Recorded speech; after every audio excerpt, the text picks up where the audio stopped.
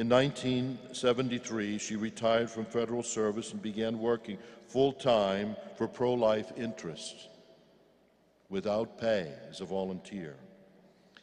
And for the past 36 years, Nellie Gray has dedicated herself to work on the many and varied activities surrounding the annual March for Life. This year she turns 85. I hope she forgives me for sharing that secret because you'd never be able to guess. And when the history of the pro-life movement is written, many pro-life leaders will say that Nellie Gray was the Martin Luther King of the pro-life civil rights movement. But to me, she's going to be the Joan of Arc of the gospel of life. I give you Nellie Gray.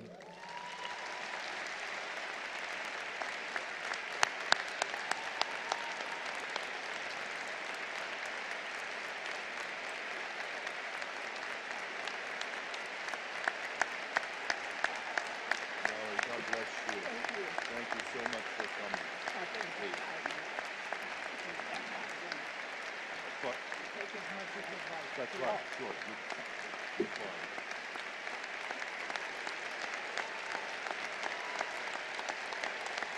Thank you very, very much. I should recognize many of you because you've been down in Washington so much. I am so pleased to be here representing the march today. I knew, as His Eminence has said, I've known him many years now, in the Washington Archdiocese. He was one of the priests who was helping so many of the parishioners who needed his help. And it's good to come to Boston, where I know he's doing the same thing here too. But then in addition, I get to see him every January 22 because he does come to the March for Life, comes up on the stage to be counted among us as pro-life people.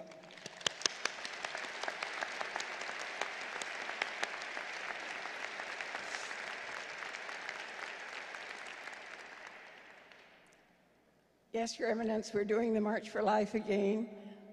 Yesterday, we had a meeting of the March for Life Board of Directors, and we recognize that there are very difficult problems that we're facing as laymen, in our country, as patriots, and also in the church. We know that. And we want to use the March for Life as an instrument for addressing exactly those kinds of problems. The problem is a division among us. All of us want to save the babies. We understand what the issue is, but we haven't pulled ourselves together so that we are a unified, definite, aggressive, loving, pro-life movement that we can address the President of the United States, the Supreme Court, and the Congress of the United States to stop the killing.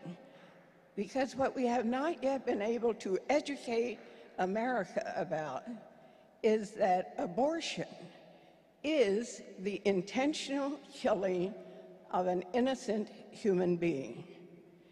And it is that intentional killing, listen, the intentional killing of an innocent human being. Now, with that killing, we must also recognize as victims not only that preborn child who is being killed, but the pregnant mother, who is also a victim of the abortionist. And we also have to recognize the abortionists themselves as victims who need our help and our prayers. Therefore, the March for Life will be planning our 37th annual March for Life on January 22,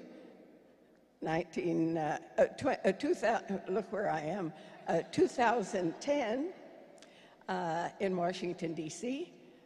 It'll be on a Friday, and you'll get lots of information. Bring as many as you can. Let the buses roll from Boston again.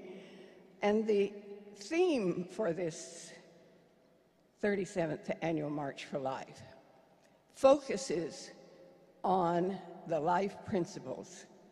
If we don't stick with the life principles, and they are very simple, there are 7 of them, they're on our website, the issue is that an innocent human being is in existence at fertilization, that there is an equal care that we assert for both the pregnant mother and the innocent preborn child, so that it is in no way licit to say no abortions except to save the life of the mother, rape, incest, handicap, sickness, and so forth. That is not licit.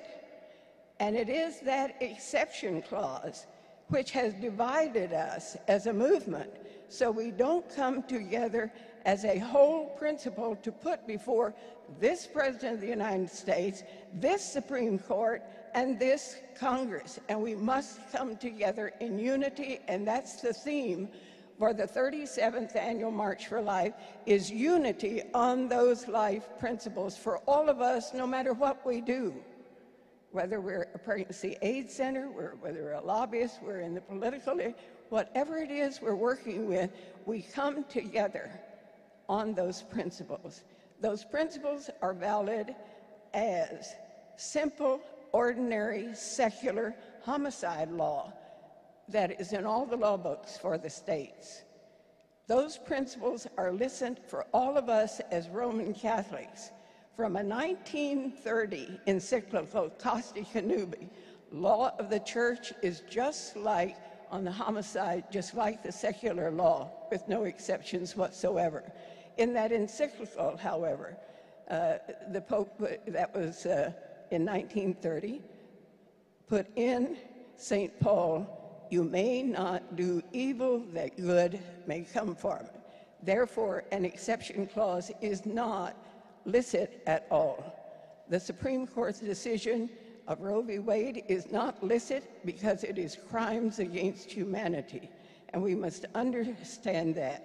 In addition, His Eminence told you, I'm a World War II veteran, folks, and for me, World War II and those issues of fighting against the evil against innocent people is also part of the principles. And at the Nuremberg trials, we as Americans told the German people and the Germans very well what a crime against humanity was, of singling out innocent human beings.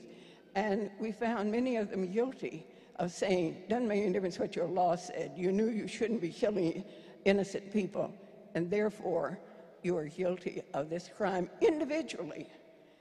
So you and I are worrying about not only the people involved, we're worried about the country in which we live. This is a country built on the principles of life and definitely endowed by our Creator. Therefore, when we're coming to Washington, that's the reason we go to the White House and the Congress and the Supreme Court. It's our country, too, our church and ourselves.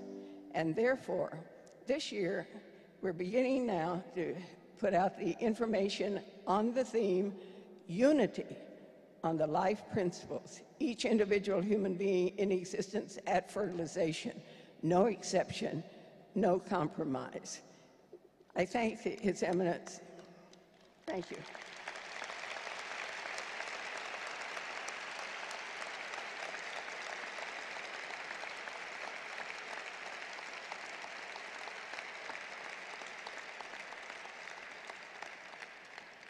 I thank His Eminence and all of you for inviting me to be here today. You have no idea how delighted I am to represent the march back to you, because you come to Washington to represent Boston at the march. Your Eminence, thank you so much for the honor.